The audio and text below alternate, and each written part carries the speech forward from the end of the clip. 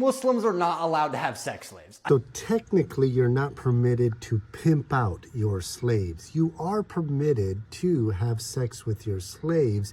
However, you should respect their desire to remain chaste. So you shouldn't force yourself upon them. But there is a workaround around that one because they are technically your property. And so you don't need official consent.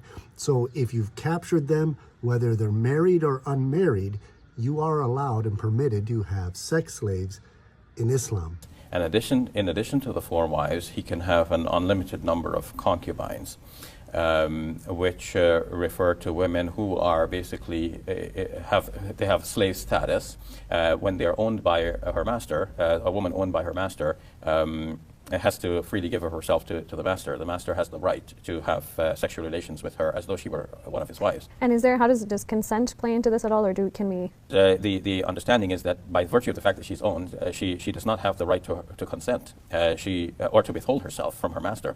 The master has the full right over her, and her consent does not play anything in this relationship. I can prove this to you in a minute. Point number 1, in the Quran, 4:19, it says it's not lawful for you to inherit women through compulsion, right? If you are going to get with a woman intimately, she has to be your wife and she has to be okay with that, right? And her consent does not play anything in this relationship. He can have an unlimited number of concubines. The Quran says intimacy is only for our wives. So why was it allowed? What is the privilege? And is the vice versa permitted or not?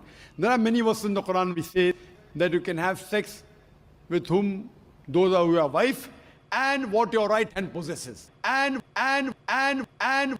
what your right hand possesses.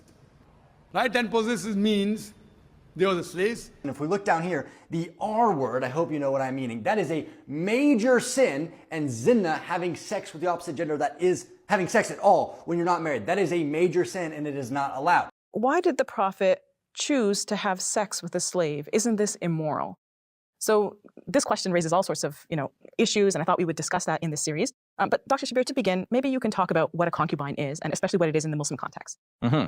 Okay, so basically the word concubine refers to a woman who is in a steady relationship with a man, with the difference that she is not legally married to him. So there's a distinction between the wife and the concubine, a kind of a mutually exclusive definition. So the wife is not the concubine and the concubine is not the wife.